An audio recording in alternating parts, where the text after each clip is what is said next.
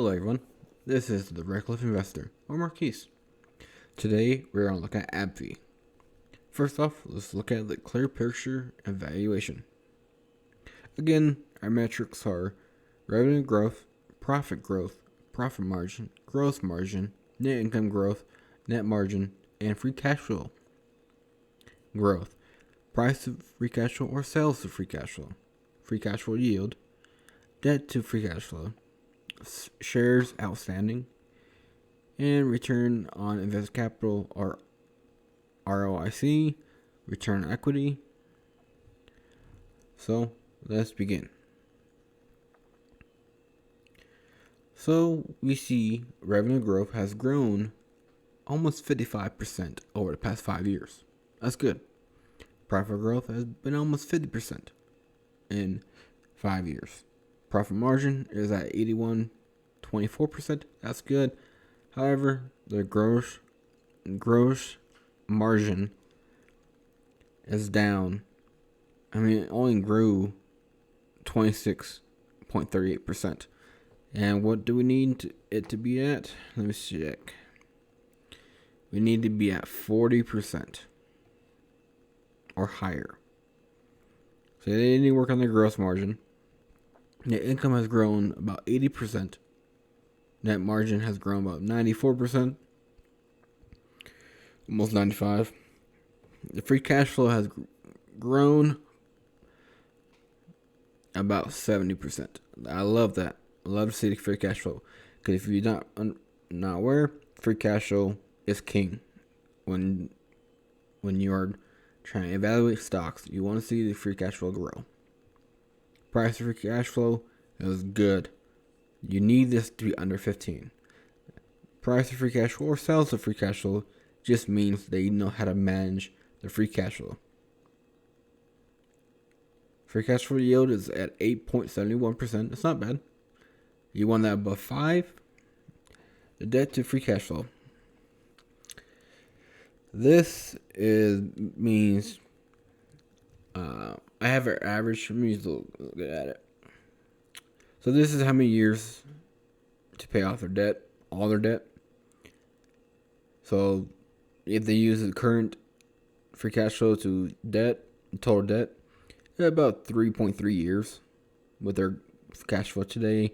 You see over the span of 5 years. You get 6 numbers you count today. This year, it comes out to an average of 4.05 years to pay off their debt with their average free cash flow.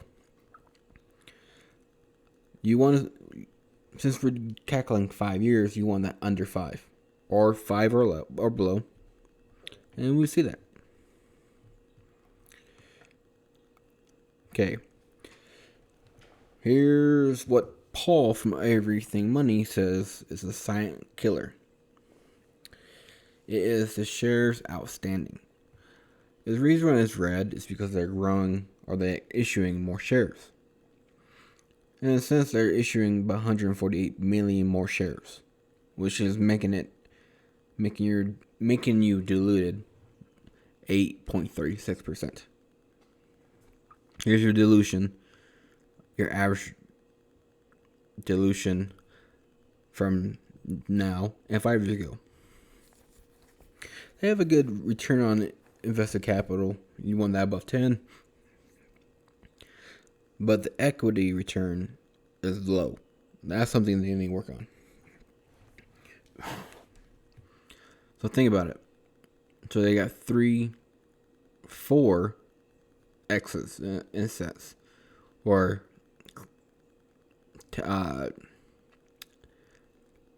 no's. 4 no's. And 9 yeses. So let's go to the gut check score tab and type in 9. What do we get? 69.23%. That is not good. That means they're more likely to be influenced by the direction of the market. However, it does not mean they are very easily manipulated by the market. The lower you go the more manipulated you can be. Okay, let's look at the discount cash flow model. So I want a return of 12.5%. You see the cash, you see the total debt, and it comes out the total value of $233,193,812. The shares outstanding is roughly about 1.7 million. So with all this calculation, and this is from Jacob Morrison, the link will be in the description to find it where to get this discount cash flow model. You see the growth of free cash flow equity to net income is about 256%. The total revenue, let me just double check, make sure that's correct. Yep. Well, sometimes when I'm adding income, balance, and free cash flow ratios, it does not line up correctly, so I have to tweak it a little bit. So the average revenue growth for the past 5 years has been about 12.77%. The net income margin is about 17.92. So if we look at the estimates, the forecast of AbbVie, analysts expect AbbVie to reach about $60.80 billion, about almost $61 billion this full year. Then the following year in 2023, they should go down about 6.3% to $56.98 or $57 billion. Let's look at where they project in a 12-month forecast. They say a high of $210, average about $166, and a low of $136. But look at my.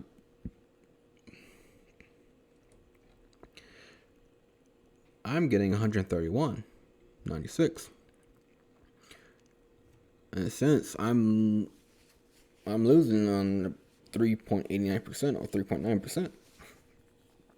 That's a drop, 3.9% before I can get into that fair value. Let's see what 10%. 190. That's about right here. Well, let's go back. So let's look at this. So the current price is $137.30 or $137.30. For my fair value, they need to drop about roughly about $5 more. With I add the additional margin of safety, I like to have margin of safety on top of my already margin of safety, I guess you could say,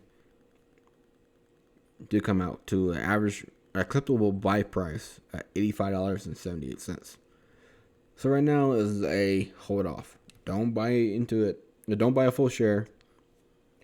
You can cost average into it, but you will see a downside of 4.04% until it comes into the fair value. But that's pretty much AbbVie. Let me put it into the log. So AbbVie.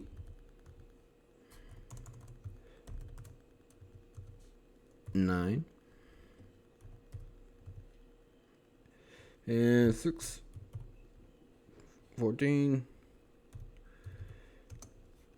and let's say 12:50. No, 12:45 p.m. And let's just bring this down and bring this down. Well, you take care, you guys. Ta-ta.